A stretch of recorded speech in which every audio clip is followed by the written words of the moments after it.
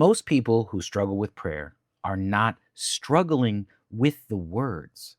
They are struggling with a question underneath the words that nobody ever answered for them. What is this actually?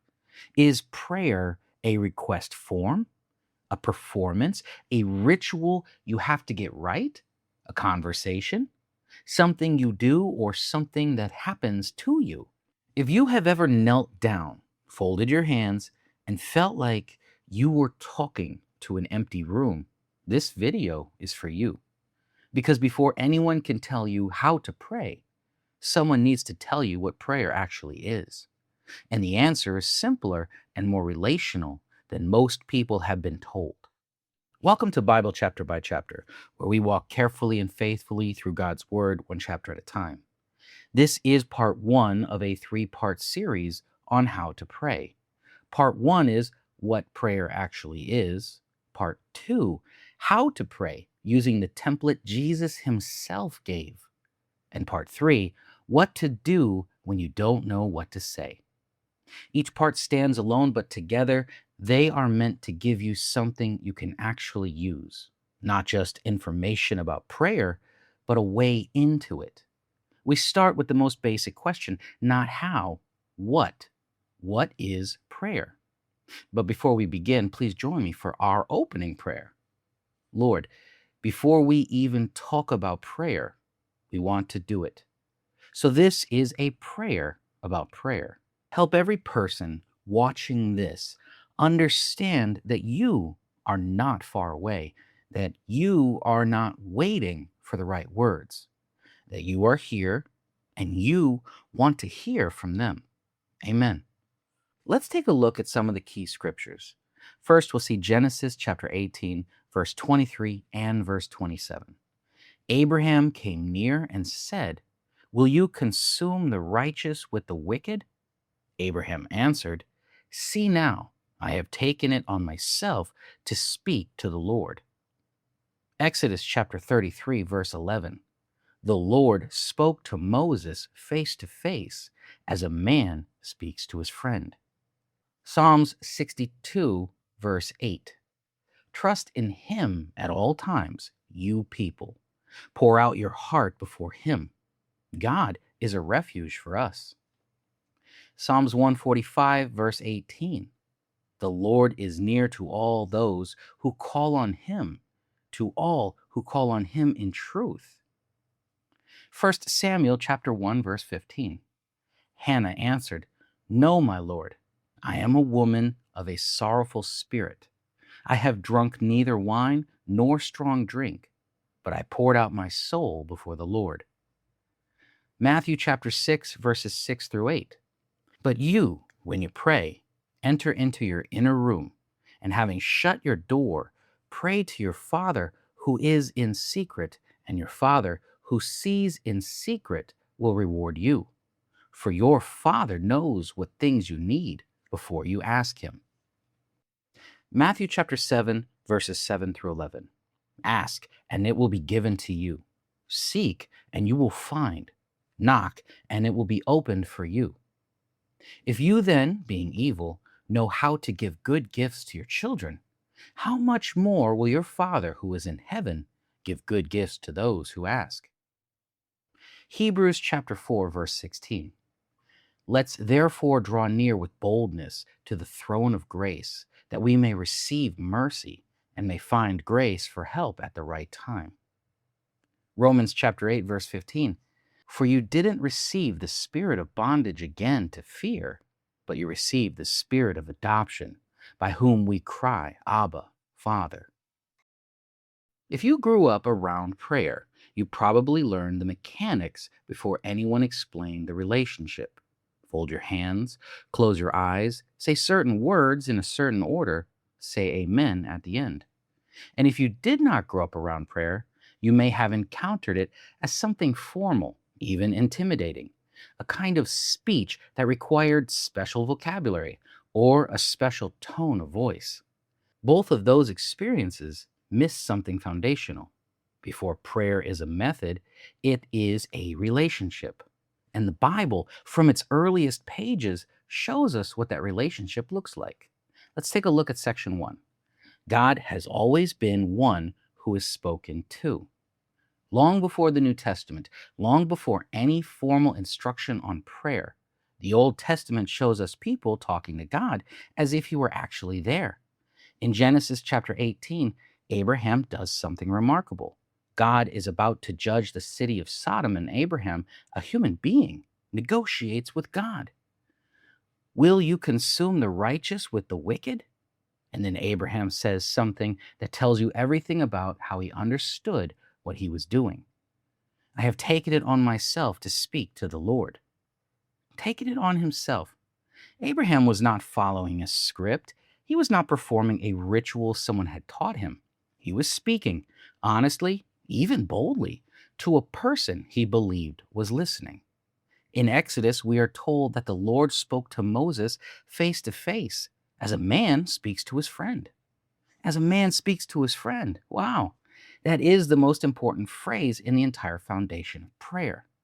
Not as a subject speaks to a king, not as a petitioner speaks to an official, as a man speaks to his friend.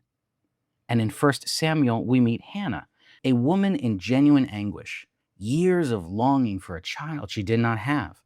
And she goes to the temple and pours out her soul before the Lord.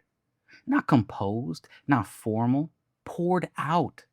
The priest watching her thought she was drunk because what he was witnessing did not look like the formal prayers he was used to seeing. It looked like a person falling apart in front of someone she trusted enough to fall apart in front of. That is prayer before it is anything else. Now, in section 2, we see God already knows what you need.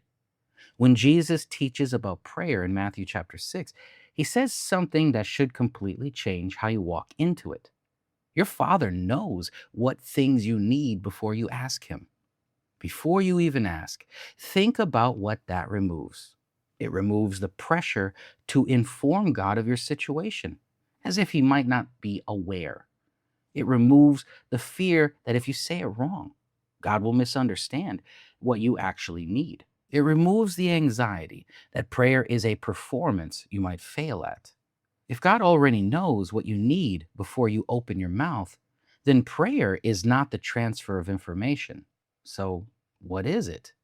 Jesus tells us in the same passage, when you pray, enter into your inner room, and having shut your door, pray to your Father who is in secret. Inner room, shut door, secret?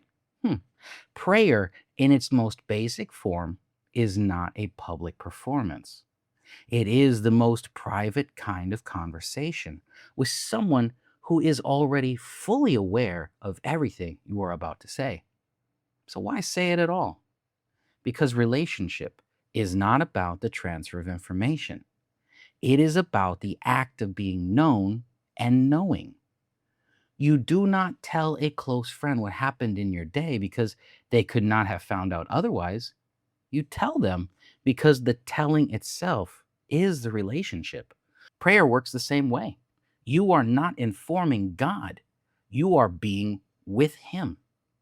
Now, in section 3, we see ask, seek, knock. Jesus continues in Matthew chapter 7 with one of the most encouraging passages about prayer in all of Scripture. Ask, and it will be given to you. Seek, and you will find. Knock, and it will be opened for you. 3 verbs, each one active, each one an invitation to actually do something, not to wait passively for God to notice you. And then Jesus gives an illustration that is almost startlingly simple. If your own child asks you for bread, would you give them a stone? Of course not. And if you, an imperfect parent, would give good things to your children when they ask, how much more will your Father in heaven give good gifts to those who ask him? How much more? This is not a guarantee that every prayer is answered exactly as requested. We will deal with that more directly in part 3. But it is a foundational truth about the character of the one you are praying to. He is not reluctant. He is not withholding. He is not waiting to see if you will say the right thing, before he decides whether to listen. He is a father, good, generous, attentive, more willing to give than you are even aware to ask. Now, in section 4, we see draw near with boldness. The writer of Hebrews gives us the posture that should accompany everything we have just said. Let's therefore draw near with boldness to the throne of grace, that we may receive mercy and find grace for help at the right time. Draw near with boldness, not with a hesitant approach of someone who's not sure they are allowed to be there, and not with the formality of someone approaching a stranger. Boldness. Paul tells us in Romans exactly why that boldness is possible. You did not receive the spirit of bondage again to fear, but you received the spirit of adoption, by whom we cry, Abba, Father. Abba, the most intimate word for father in that language, the word a small child would use. That is the word Paul says the Spirit puts in your mouth when you come to God. Not your honor, not Almighty Sovereign, though He is. Abba, Father. So now we have to ask the question of what prayer actually is. Well, it's not a performance you might get wrong. It is not a request form that needs the right wording to be processed correctly. It is not a transaction where the right words produce the right outcome. It's a relationship with a father who already knows what you need, who invites you to ask anyway, who is more generous than any human parent, and who has given you his own spirit so that you would call him by the most intimate name available. As a man speaks to his friend, as a man speaks to his friend. That is the foundation. Everything else, the words, the structure, the practice of prayer, is built on that foundation.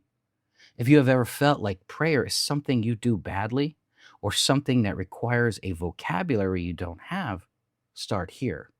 Not with better words, with the truth that the door is already open and the one on the other side already knows your name and is glad you came.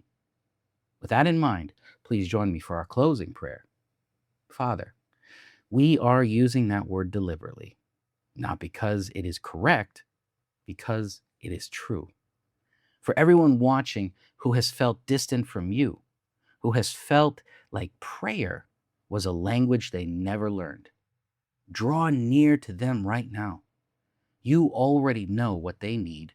You already know what they are carrying. Help them simply come as a friend, as a child, Abba, Father. Amen. Thank you for watching part 1 of How to Pray. I did not give you a single technique today. I gave you something that has to come first, because without it, every technique will eventually feel hollow. Prayer is a relationship. As a man speaks to his friend, Abba, Father, the door that is already open. If you walked into this video feeling like your prayer life was inadequate, too informal, too messy, too inconsistent, not eloquent enough, I want you to notice something. Every example we looked at today was someone who was not polished. Abraham negotiating, almost arguing. Hannah pouring out her soul in a way that looked like falling apart. The disciples themselves who had to ask Jesus how to pray because they did not already know. None of them had it figured out, and none of them needed to, because the relationship was never about the performance. It was about whose door they were knocking on. Now, in part 2, we are going to get practical. The disciples asked Jesus directly, Lord, teach us to pray. And he gave them an actual template, words to use, a structure to follow. Something you can pray today, this hour, right now, that has been prayed by millions of people across 2,000 years. We will walk through it phrase by phrase, not to give you a magical formula, to give you a place to start and a shape that will hold you even on these days when you don't know what else to say. Come back for part 2. I'll be there waiting for you.